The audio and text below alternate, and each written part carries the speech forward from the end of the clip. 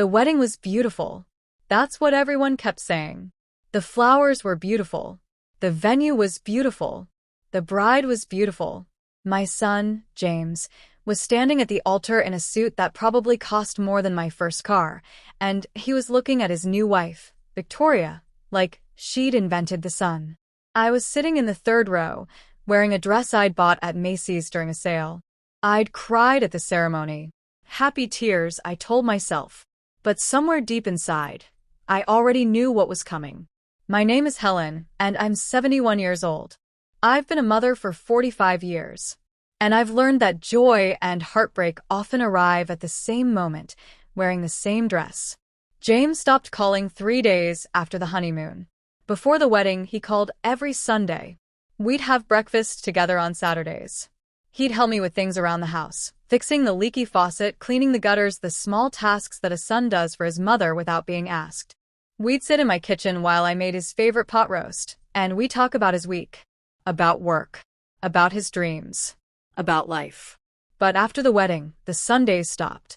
The breakfast dates stopped. The phone calls became less frequent. Once a week. Then once every 2 weeks. Then once a month. I told myself it was normal. He was a new husband. Victoria probably wanted his time. They were building a life together. I understood. I was a good mother. I didn't cling. I didn't make him feel guilty. I stepped back, and I let him have his new life. But stepping back meant disappearing. And I didn't realize how much I was disappearing until I looked at the calendar 6 months after the wedding and realized I hadn't seen my son in almost 4 months. I called him. His phone went to voicemail.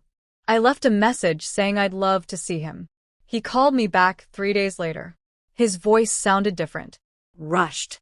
Like he was calling me during a commercial break, not like he was sitting down to talk to his mother. "Hey, Mom," he said. "Sorry I missed your call. Things have been crazy." "I know, sweetheart," I said. "I was just hoping we could have lunch sometime. It's been so long since I've seen you." There was a pause. I could hear him breathing. "Yeah, sure," he said finally. "I'll check with Victoria and get back to you." He never did. He didn't get back to me. Instead, the calls became even more infrequent. I would reach out, and sometimes he'd respond. Sometimes he wouldn't. And slowly, without either of us saying it directly, our relationship transformed into something I didn't recognize.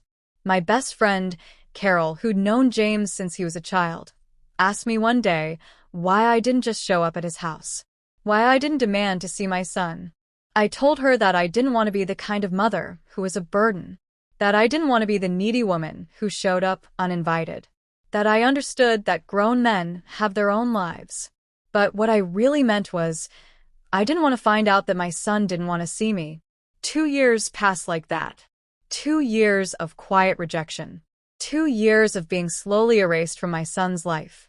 And then one day, my phone rang and it was James. His voice was different. Broken.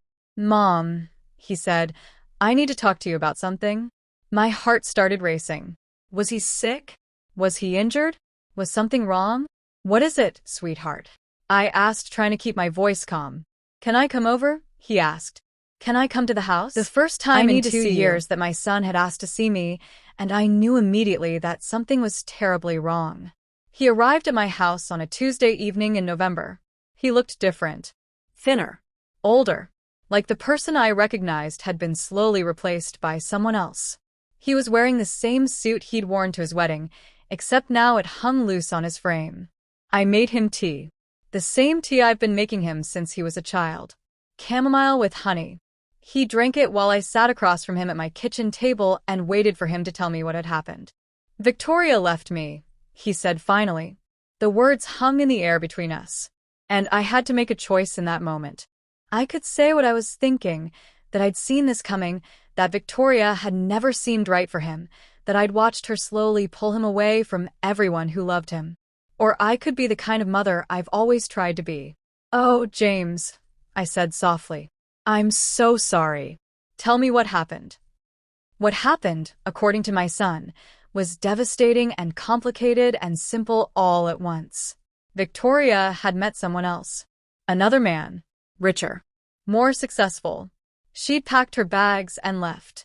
But before she left, she'd cleaned out their savings account. All of it. $40,000. She'd taken their car.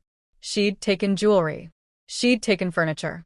She'd basically taken everything except James. And James, who had spent 2 years pushing away everyone who loved him to be with this woman, was now sitting at my kitchen table, broken and alone. If this moment breaks your heart too, just hit like, so she knows she's not forgotten. Because my heart was breaking. Not for Victoria. Not for what she'd done to my son. But for the 2 years my son had lost.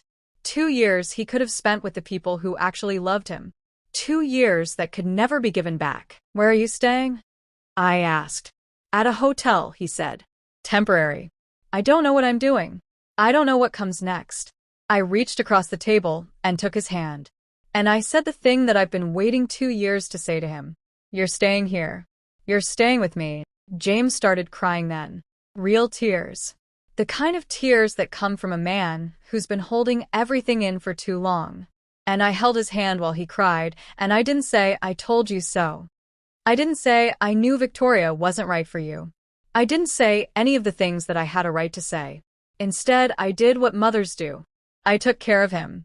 James moved into his childhood bedroom. He started sleeping again. He started eating.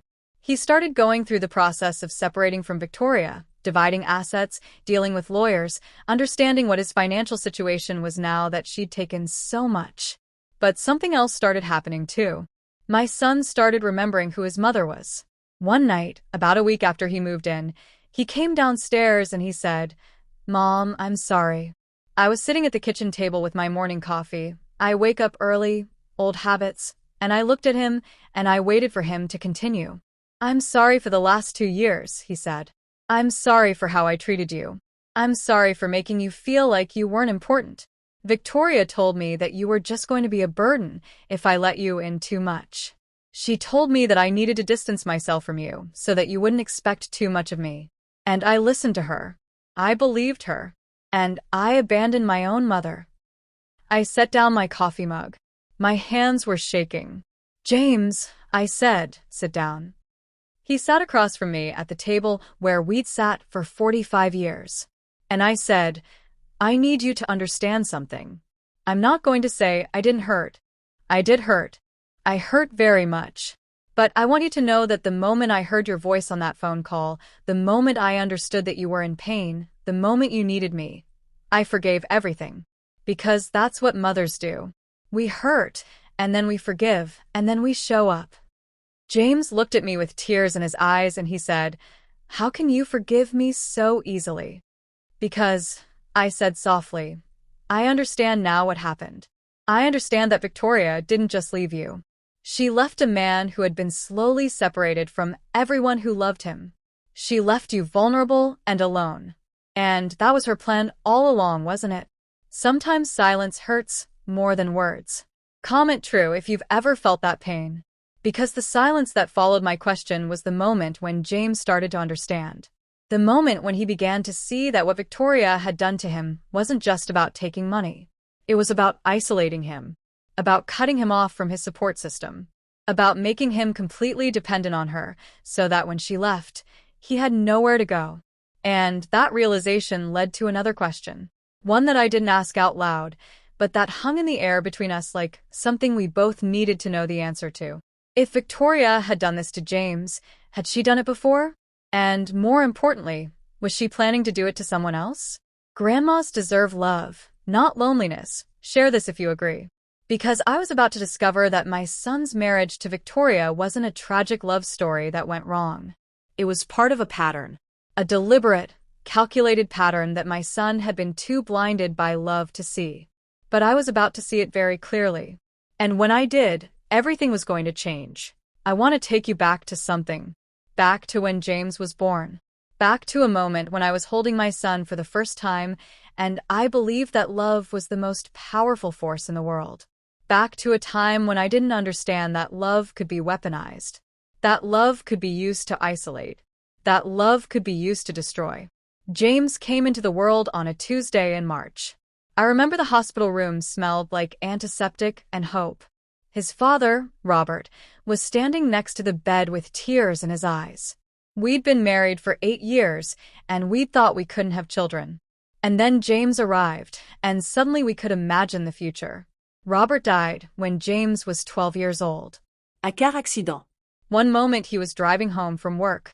The next moment he was gone. I remember the police officer standing at my door. I remember not understanding the words he was saying. I remember the silence after he left. James was 12 years old, and he'd just lost his father. And I was a widow with a young son and a mortgage and a job as a receptionist at a law firm that didn't pay enough. We did what we had to do. We survived. But something changed in James after his father died. Something broke inside him that I spent years trying to fix. I worked 2 jobs for years. Morning shift at the law firm, evening shift at a restaurant. I came home exhausted. I made dinner. I helped with homework. I went to his soccer games. I did everything a mother is supposed to do.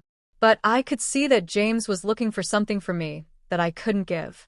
He was looking for his father. When James was 16, he asked me why I never dated after his father died. He asked me if I was lonely. I told him the truth. I told him that I'd loved his father so much that I couldn't imagine loving anyone else. I told him that my life was full because he was in it. I told him that I didn't need another man because I had everything I needed. I think that's when I started to lose him. James graduated from high school and went to college. He became an accountant. He built a career. He bought a house. He became a man. And somewhere along the way, he stopped thinking about his mother as someone he needed to see. He started thinking about me as the woman who'd been alone for 28 years because she was waiting for him to grow up. He met Victoria at a work conference. He called me excited. He said he'd met someone special. I was happy for him. I truly was.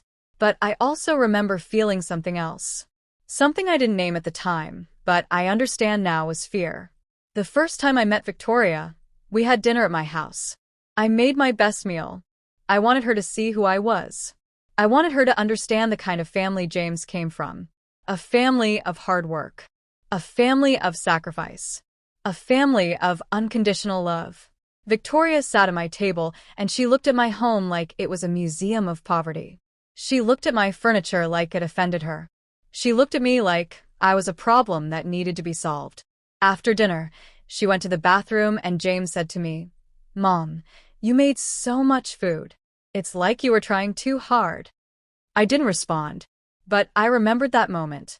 I remembered the way my son looked at his mother's effort and saw desperation instead of love. Victoria and James dated for 6 months before he proposed. 6 months. And in those 6 months, I watched my son slowly become someone I didn't recognize. He started talking about Victoria's ambitions like they were more important than anything else.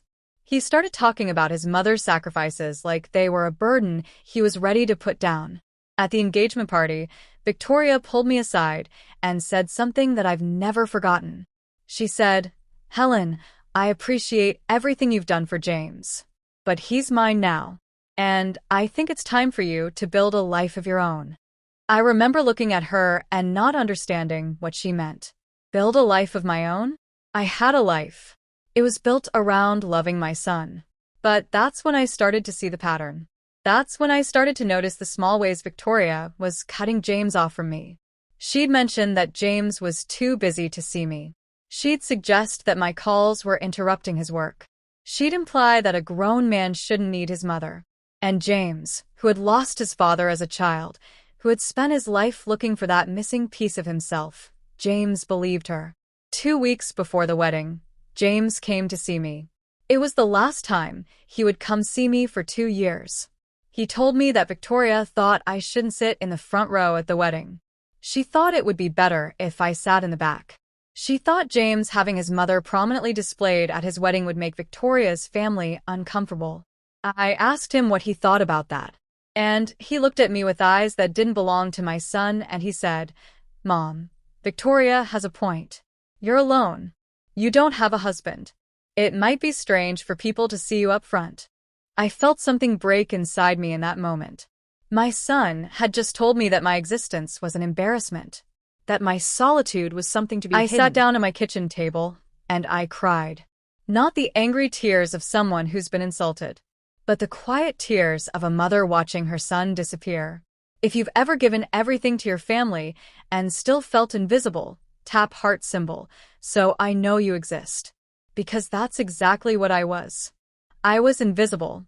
Not because I was old or unmarried or poor, but because I'd loved so completely that I'd forgotten how to be anything but that love. Carol came over that night. She'd known something was wrong because she always knew. She sat at my kitchen table and she held my hand while I told her about what James had said. And Carol did something I didn't expect. She got angry. That woman is isolating him, Carol said. That's what abusers do. They cut people off from their families. They make them feel ashamed of the people who love them. And then when the abuser leaves, they're completely alone. I told Carol that she was being dramatic. That Victoria wasn't abusing James. That they were just newlyweds trying to figure out their new life together. But I was lying. I knew Carol was right. I just didn't want to admit it. Sometimes the ones we love most are the ones who break us. Comment true if you understand that pain. Because I was about to learn that lesson in the most devastating way possible. After the wedding, after the silence began, I started paying attention. I started noticing things. I noticed that James always took Victoria's calls immediately, but my calls went to voicemail for days. I noticed that he never mentioned me in conversations. I noticed that when I did see him, rarely, he seemed anxious. Like he was checking his phone every few seconds to make sure Victoria wasn't angry with him. I hired a private investigator. Not because I didn't trust James, but because I was starting to understand that I shouldn't trust Victoria. I told the investigator to find out where Victoria had come from, what her history was, who she was before she met my son. The investigator gave me his report 3 weeks later, and what he found was horrifying. Victoria had been married twice before. Both marriages ended with the husbands claiming she'd isolated them from their families. Both marriages ended with large financial settlements. Both marriages lasted exactly as long as it took for Victoria to drain the men's resources and find someone else. The investigator showed me documentation, tax records, court filings, police reports about financial abuse. Victoria had done this before. She had a system. She had a pattern. And my son was just the latest victim. I sat in the investigator's office, and I read these documents, and I realized that my son was in danger. Not physical danger, but emotional and financial danger. And the worst part was that he didn't even know it. I called James immediately. I told him I needed to see him. I told him it was urgent. He said he'd check with Victoria. I told him I didn't care what Victoria said. I told him I was his mother, and I needed to see him. He came to my house the next afternoon. He looked nervous. He kept checking his phone. He kept saying he couldn't stay long. I showed him the investigator's report. I showed him the documentation about Victoria's previous marriages. I showed him the evidence that she was doing to him exactly what she'd done to 2 other men. James read through the documents, and his face went pale. And then he got angry. Mom, how could you hire someone to investigate my wife? How could you do this? How could you violate our privacy like this? James, she's married you before. She's done this exact thing before. She's isolating you from me. She's making you dependent on her. And then she's going to leave you with nothing. You don't know her, he said. You're just jealous because she took me away from you. And in that moment I understood. Victoria had done such a thorough job of poisoning my son's mind against me that even when I showed him evidence of her deception, he couldn't see it. He couldn't believe it. He could only believe that his mother was the enemy. He left my house angry. And I didn't see him again until the day he came back broken. No mother deserves to be forgotten. Share this if you still believe love is stronger than greed. Because in that moment, sitting alone in my house after my son left, I realized something devastating. I realized that love wasn't enough. My love wasn't enough to protect him. My sacrifice wasn't enough to save him. My truth wasn't enough to reach him. Victoria had built such a fortress of lies around my son that nothing I said could penetrate it. I had to stand back and watch him walk into a trap that I could see so clearly. And I had to do it while pretending that everything was okay. Have you ever cried alone so no one could see? Just hit like, I'll understand. Because that's what I did. I cried alone in my house for the next 2 years. I cried every Sunday that he didn't call. I cried every holiday that he didn't visit. I cried because I was powerless to stop what was happening to my son. But then, when James finally came back to me, when Victoria had taken everything and left him, and he had nowhere else to go, I understood something important. I understood that the investigators' report I'd found, the patterns I'd seen, the truth I'd been holding, that was going to matter. That was going to be important. That was going to be the key to saving my son from making the same mistake again. And more than that, I realized something else. Something I discovered when James was sitting at my kitchen table, broken and lost. Something I found when I looked through his old things and discovered documents that Victoria had forged, documents that proved she'd been planning to leave him all along, documents that suggested she was already looking for her next victim. And that's when I understood. This wasn't over. Victoria wasn't done. And my son wasn't her only target. The lawyer's office is cold. That's the first thing I notice. Not the mahogany desk or the degrees on the wall or the way the afternoon light cuts through the windows at precise angles. Just the cold. The kind of cold that seeps into your bones and reminds you that you're somewhere important. Somewhere permanent. Somewhere where truth cannot be denied. I'm sitting across from a lawyer named David Chen. He's young, maybe mid-40s, with eyes that have seen enough human suffering to remain unmoved by most things.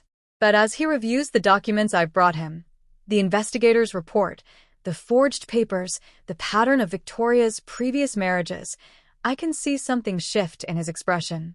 "Mrs. Morrison," he says, removing his glasses and setting them on his desk, "do you understand what you're showing me?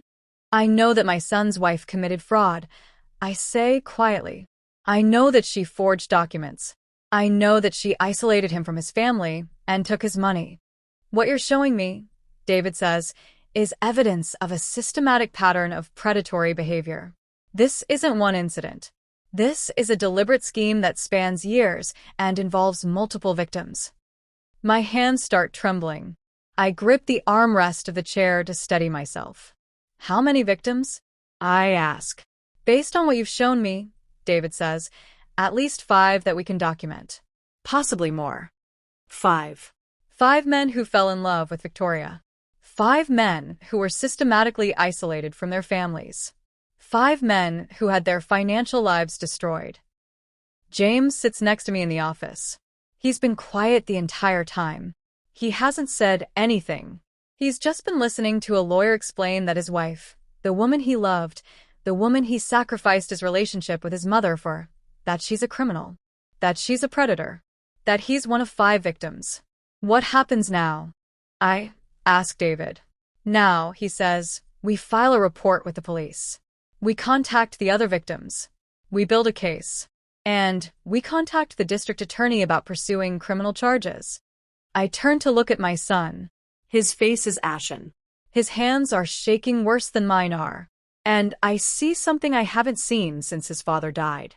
I see my son breaking.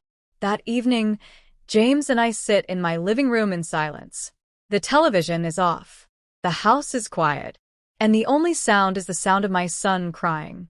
He cries the way a man cries when he's finally allowed himself to feel the full weight of his mistakes. He cries because he understands what Victoria did to him. He cries because he understands what he did to me. He cries because he's lost everything. I sit next to him, and I hold his hand. I don't say anything. I don't need to. I'm just present. For the first time in 2 years, I'm just present. How did I not see it? James asks me. His voice sounds broken.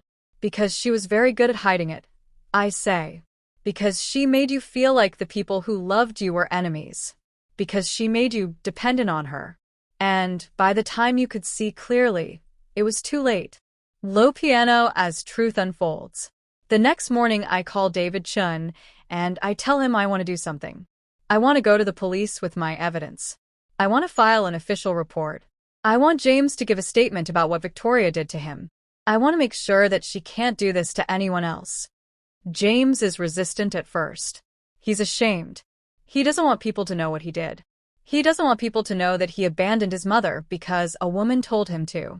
He doesn't want to admit that he was manipulated. But I sit down with him and I say something that I should have said years ago.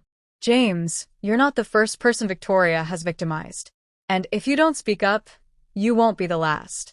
But if you speak up, if you tell the truth about what she did, you might save someone else from going through what you went through. And my son, who spent 2 years ashamed of his mother, who spent 2 years listening to his wife tell him that his mother was a burden, my son finally understands what real strength looks like. Not the strength to turn away from people who love you, but the strength to face the truth about yourself and speak it aloud. The police investigation takes 3 months. During those 3 months, I learned things about Victoria that confirm what I already suspected. She's been married 5 times. She's defrauded at least 4 of her husbands. She has no known employment history. She has no family. She's essentially a ghost who appears in people's lives, gains their trust, isolates them from their families, and then disappears with as much of their money as she can carry. And, the most chilling discovery, she's already targeting someone new. A man named Robert Hutchins, a widower in his 60s. They met 2 months ago. They're already engaged. When I learn this, something inside me crystallizes. I understand that if I don't act, if I don't do something, then Victoria will do to Robert what she did to James. She will destroy another family. She will create another victim. I make a decision that changes everything. I contact Robert Hutchins. I introduce myself. I tell him that I don't know him, but that I need to tell him something about his fiancée. I tell him about Victoria's history. I tell him about the investigator's report. I tell him about the forged documents. I tell him about my son. Robert listens to me with the same skepticism that James did. He tells me that I'm mistaken. He tells me that Victoria has explained everything about her past. He tells me that he doesn't appreciate me interfering in his relationship. And I feel my heart break all over again. I understand that I can't save him. I can only tell him the truth.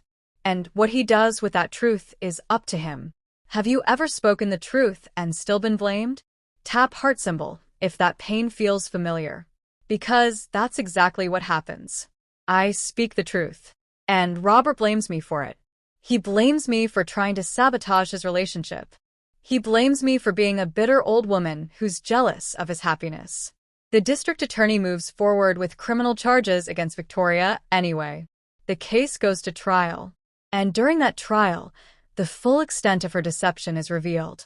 The courtroom is packed. The victims are there. Robert Hutchins is there. And he's finally understanding, as the evidence is presented, that everything I told him was true. That Victoria was planning to do to him exactly what she'd done to James and the others. When Victoria takes the stand in her own defense, she's composed and articulate. She cries at the right moments. She says that the men misunderstood her. That she was just trying to help, that she loved each of them, that she never intended to hurt anyone. And then the prosecutor plays recordings. Recordings that were obtained during the investigation. Recordings of Victoria talking to a friend about her strategy. Recordings of her laughing about the men she's conned. Recordings of her planning her next move. The courtroom goes silent. The jury goes silent. Victoria's composure cracks. And for the first time, I see the real person underneath the facade. I see someone who is calculating, who is cruel, who sees other human beings as nothing but resources to be exploited. When family turns against you, the silence hurts more than the words. Comment true if you've lived this. But this silence is different. This silence is the silence of truth being heard.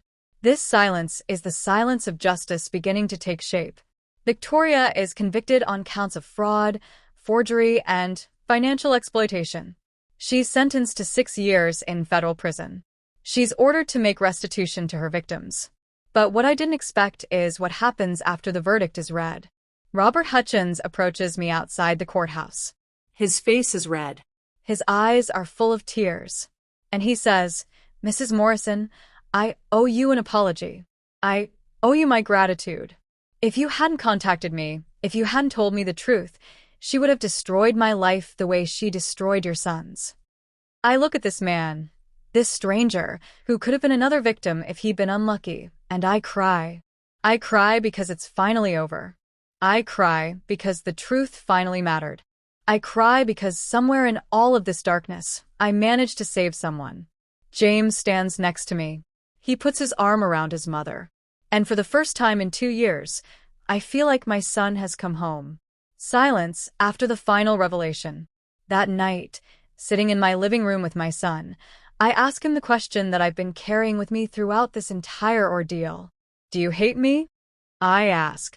For everything I put you through? For hiring the investigator? For contacting Robert? For forcing you to face the truth? James is quiet for a long moment. Then he says, "No, Mom. I don't hate you. I'm angry at myself for letting her do this to me. I'm ashamed that I abandoned you. But I'm grateful that you didn't give up on me. Even when I pushed you away, you kept fighting for me. Sometimes all you have left is your dignity. Share this if you'd still choose respect over riches. Because that's what I chose. I chose to speak the truth even when it cost me my relationship with my son. I chose to protect a stranger even when my own family was suffering. I chose to do what was right even when it was the hardest thing I've ever done. And in doing that, I discovered that dignity isn't something that someone can take from you. It's something that lives inside you. It's the quiet knowledge that you've done the right thing, even when nobody was watching. Even when everyone blamed you. Even when you had every reason to stay silent. If this moment made your heart ache, please like this. For every mother who has never heard. Because I was heard. Not by the people I expected to hear me. Not by my son when I first tried to warn him. But eventually, by the court, by the jury, by the judge, by the other victims, and most importantly by my son, when he finally understood that his mother had been right all along. But what I didn't know, as we sat in that living room on that quiet evening, was that this wasn't the end of the story. This was only the beginning. Because Victoria had one more trick up her sleeve. One final deception that would shake everything I thought I understood about justice and redemption. The sentencing hearing is scheduled for a Tuesday morning. Victoria will be sentenced. The victims will have the opportunity to give impact statements. James has decided that he wants to speak. That he wants to tell the judge what Victoria did to him. I sit in the courtroom next to my son. The same courtroom where Victoria was convicted. The same courtroom where her lies finally crumbled under the weight of evidence. But this time, the atmosphere is different. This time, we're here to deliver a final blow. To make sure that Victoria understands, completely and irrevocably, what she's done. The judge enters. Everyone stands. The judge sits. Everyone sits. And then Victoria is brought in by bailiffs. She looks smaller than she did at trial. Diminished. Like the predator is finally realizing that she's been caught. The judge reviews the case. He speaks about Victoria's crimes. He talks about the victims. He talks about the pattern of manipulation and fraud that spans years. Then he says, the victims will now have the opportunity to address the court. James stands up. His hands are shaking. He grips the edge of the podium to steady himself. And then he speaks directly to Victoria for the first time since she left him. Victoria, he says, his voice quiet but clear, you told me that my mother was a burden. You told me that she was just trying to control my life. You told me that I needed to choose between you and her. And I chose you. I abandoned my mother. I abandoned the only person who has ever truly loved me unconditionally. And for what? For a lie. For a beautiful, perfectly constructed lie that you've been using to destroy men's lives for years. He pauses. His voice cracks slightly. I want you to know that you didn't win. You thought you could isolate me completely, but my mother never stopped fighting for me. My mother came to me with the truth even when I didn't want to hear it. And my mother is the reason you're sitting in that chair right now. My mother is the reason you're going to prison. He sits down, and the courtroom is absolutely silent. Then another victim stands up. His name is Marcus. He's a man in his 70s. His voice is stronger than James's. His anger is more focused. I lost my wife to cancer, Marcus says to Victoria. I lost my best friend when she died. And you saw that. You saw a lonely old man, and you pretended to care about him. You pretended to love him. And you stole from him. You stole my savings. You stole my dignity. And worst of all, you made me ashamed to be a man who'd been fooled by a woman. But I'm not ashamed anymore. I'm ashamed of you. I'm ashamed of what you are and what you've done. By the time the last victim speaks, there's not a dry eye in the courtroom. Even the judge appears to be struggling with his composure. Then the judge turns to Victoria and he says, "Ms. Waters, do you have anything you wish to say before sentencing?" Victoria stands up, and she does something unexpected. She cries. Real tears. And she says, "I'm sorry. I'm sorry to all of you. I'm sorry for the pain I've caused. I don't expect forgiveness. I just want you to know that I understand what I've done is wrong. I understand that I've hurt good people. And I'm sorry." And I watch my son's face as he listens to his wife apologize. And I see him struggle with something. I see him wanting to believe that she's genuine. I see him wanting to think that maybe, just maybe, Victoria is capable of remorse. But then the judge speaks. "Ms. Waters, I appreciate your apology, but I need to inform you of something that the court just discovered. Something that changes the nature of this case." The courtroom goes very still. During the investigation, we recovered additional devices from your residence. Devices that contained additional recordings. Recordings that were not presented at trial because they were discovered after the conviction. These recordings contain conversations between you and an associate. Conversations where you discuss future victims. Where you discuss plans to continue this scheme after your release from prison. Victoria's face goes white. Furthermore, the judge continues, "These recordings contain conversations where you discuss ways to manipulate your victims' families. Where you discuss ways to isolate victims from their mothers specifically. Where you reference using a specific playbook that you've refined over years." The judge brings down his gavel with force. "I am sentencing you to 12 years in federal prison. You will serve a minimum of 8 years before you're eligible for parole. During that time, you will have no contact with any of your victims. Upon your release, you will be under supervised probation for the remainder of your life. And I am ordering additional restitution to your victims in the amount of $500,000. If seeing truth when gives you hope, tap heart symbol so more people see this." Because in that moment, watching the judge deliver his verdict, I feel something I haven't felt since James came home to me. I feel like justice is real. I feel like truth matters. I feel like my son's suffering meant something. Victoria is led away in handcuffs. This time, she doesn't look back. She doesn't try to catch James's eye. She just walks away, and her entire facade collapses with her. Outside the courthouse, Robert Hutchins approaches me again. He says, "Mrs. Morrison, I wanted to thank you again for saving my life. The court told me about those new recordings. They would have destroyed me just like they destroyed your son." I look at this man, this stranger, who could have been another broken victim, and I say, "You're welcome. But remember this moment. Remember that there are people in your life who love you.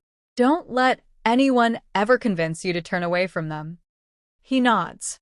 He understands what I'm really saying. He understands that if he'd married Victoria, she would have made him hate his family too. That evening, James and I sit in my living room. The television is off. My house is quiet except for the sound of the clock on the wall.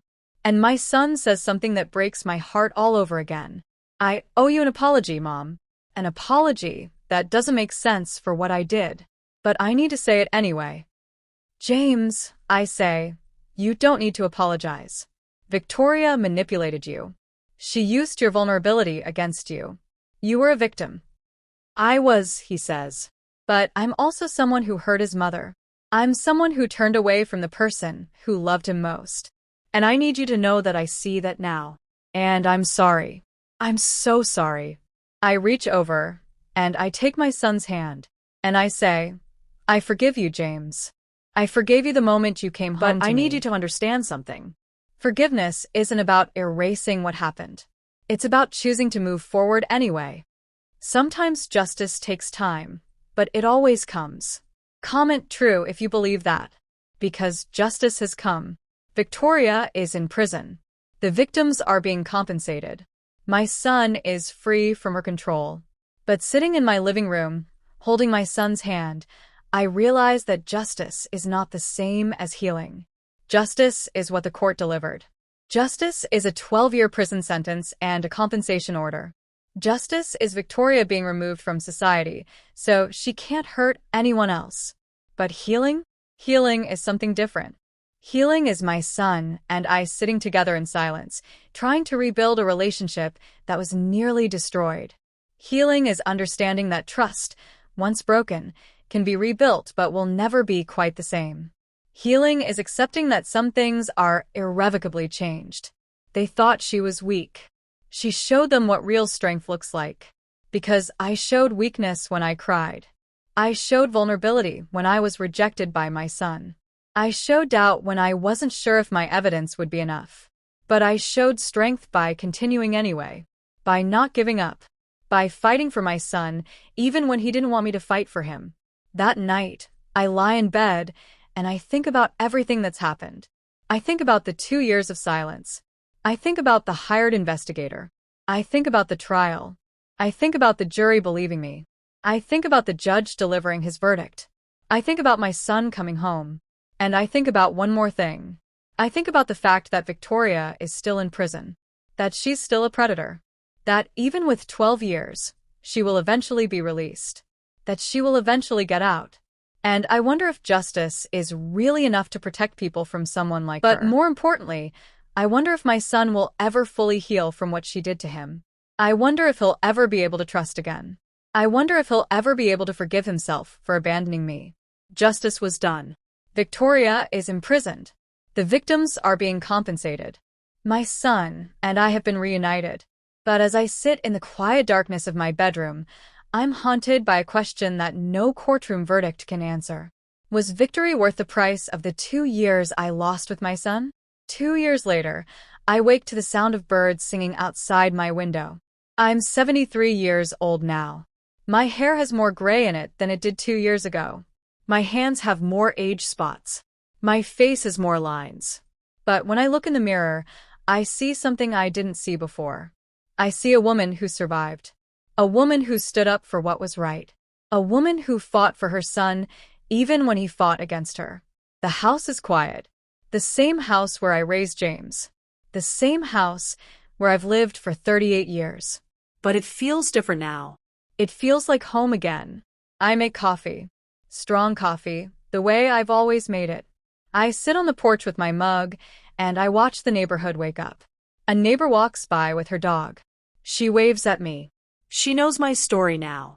Everyone in this neighborhood knows what happened. They know about Victoria. They know about the trial. They know that I was right all along. But what matters more is that my son knows it too. James moved back in with me after Victoria was sentenced. Not permanently, not at first. He was just staying while he figured out what came next. While he processed what had happened to him. While he tried to understand how he'd been so thoroughly manipulated by someone he loved. But then the months passed, and we fell into a rhythm.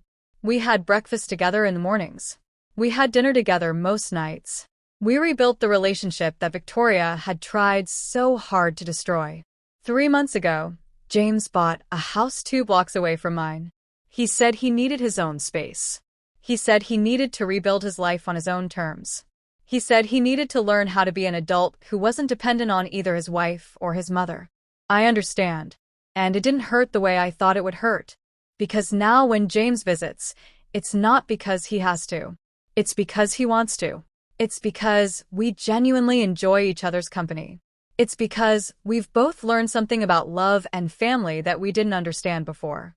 If you've ever healed after heartbreak, tap heart symbol so I know I'm not alone. Because healing after what we went through has been different from healing after my husband's death. With Robert, I grieved and eventually I moved forward. But with James and Victoria, the healing was more complicated. It involved forgiveness. It involved rebuilding trust. It involved learning to see my son as a complete person, not just as the boy I raised, but as an adult with his own struggles and his own path to walk. Last month, James brought someone to dinner. Her name is Patricia. She's a therapist who specializes in trauma and manipulation. They met through a support group for victims of financial abuse. And I watched my son light up when he talked about her. I watched him be present in a way that he wasn't with Victoria. I watched him be honest and vulnerable and real. And I realized something. I realized that healing doesn't just happen to one person. Healing happens to the whole family. Healing happens through time and effort and the willingness to show up for each other, even when showing up is hard. Comment strong if you've ever had to stand alone and rebuild.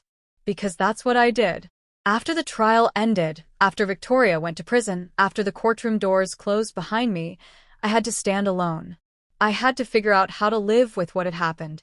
I had to figure out who I was without a son to fight for. And I discovered something unexpected. I discovered that I had a life. A full, rich, complicated life that didn't depend on anyone else's approval. I discovered that I had friends. Carol still comes over for coffee every Tuesday morning. We sit on the porch and we talk about everything and nothing. She reminds me that I was right all along. She reminds me that I did the right thing. I volunteered with a nonprofit that helps victims of financial exploitation. I used my experience to help other families navigate the same nightmare that we'd gone through. I used my pain to create something meaningful. I used my story to help other people understand that they're not alone, that they're not stupid, that they're not weak. And through that work, I met other women like me. Women who'd been used by family members. Women who'd been isolated and betrayed. Women who'd had to fight for the people they loved. And we supported each other. We healed together. We learned that our stories mattered. Grandmas deserve respect and love. Share this so everyone remembers that. Because I matter. Not because I'm anyone's mother or anyone's grandmother, but because I'm a human being who has experienced pain and survived it. Because I'm a woman who has wisdom to offer. Because I'm a person whose life has value. My house has changed over these 2 years. I painted the walls soft colors. I hung new curtains that let the light in. I removed some of the photographs of James from when he was young, and I added new ones. Photographs of me at the volunteer center. Photographs of me with Carol. Photographs of me alone, smiling, looking like a woman who knows her own worth. Sometimes I think about Victoria. I think about her in prison. I think about what it must be like to spend years in a cell, knowing that everyone sees you for what you really are. I don't wish suffering on her, but I also don't feel sorry for her. She made her choices. She hurt people. She's facing the consequences. What I do feel is grateful. I feel grateful that she taught me something essential about myself. She taught me that I'm stronger than I thought I was. She taught me that being quiet doesn't mean being weak.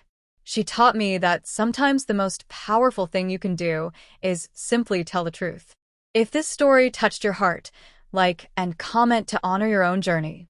Because I know that not everyone listening to this has gone through something like what James and I went through. But I know that everyone has been betrayed by someone. Everyone has felt abandoned. Everyone has wondered if they're strong enough to survive what's being done to them. And I'm here to tell you that you are. You're stronger than you think you are. And the people who love you are stronger than you think they are too. Last week, James asked me if I regretted anything. If I would do anything differently. I thought about that question for a long time. I thought about the 2 years of silence. I thought about the pain of not seeing my son. I thought about the agony of watching him with Victoria, knowing what was happening and being powerless to stop it. And I said, I regret the pain. I regret that Victoria hurt you. I regret that I couldn't protect you from what she did. But I don't regret the choices I made to save you. I don't regret hiring the investigator. I don't regret speaking the truth. I don't regret fighting for you. And James said something that made me cry. He said, I know, Mom. And I'm sorry it took me so long to understand that. I held my son's hand and I said, you don't need to apologize anymore. You're here. That's all that matters. Sometimes, even after betrayal, love still finds a way.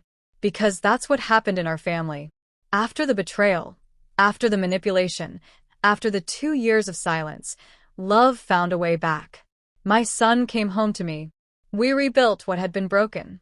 We learned that family isn't something that can be destroyed as long as you're willing to keep fighting for it. What would you do if life gave you a second chance to reclaim peace? Because that's what I was given. I was given the chance to rebuild my relationship with my son. I was given the chance to discover my own strength. I was given the chance to use my pain to help other people. And I chose to take those chances. I chose to forgive. I chose to rebuild. I chose to love anyway, even though I'd been hurt so badly. I chose to believe that my son was worth fighting for, even when he wasn't fighting for me. And now, sitting on my porch with my coffee, watching the sun rise over my neighborhood, I understand something that I didn't understand before. I understand that the greatest strength isn't in being unbreakable. The greatest strength is in being broken and choosing to heal. The greatest strength is in being betrayed and choosing to forgive.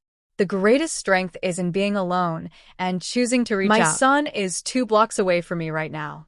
He's making his own breakfast. He's building his own life. He's learning to trust again. And I'm here, in my house, at peace with who I am and what I've done. Some people might say that I won. That Victoria is in prison and I'm free. That justice was served and life is good. But I know better than that. I know that winning doesn't erase the pain. I know that justice doesn't heal heartbreak. I know that freedom doesn't automatically bring peace. What brings peace is knowing that you did the right thing. What brings peace is rebuilding what was broken. What brings peace is realizing that the people you love are worth fighting for. Even when they fight against you. Even when you have to stand alone. Even when you have every reason to give up. That's where I found my peace. And that's what I want everyone to know.